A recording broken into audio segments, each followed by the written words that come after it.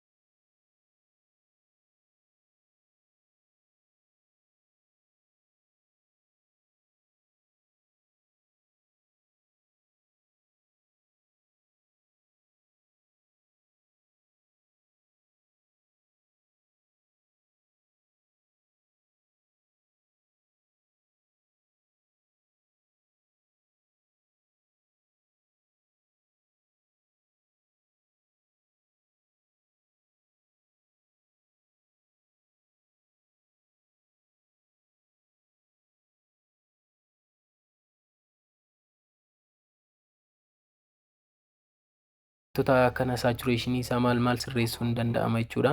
Akkasumas effektiin isaatillee yoo barbaanne effektii isaa iddoo kanaa sirreessuu dandeenya jechuudha. Background effektii isaa fakkeenyaaf backgroundiin isaa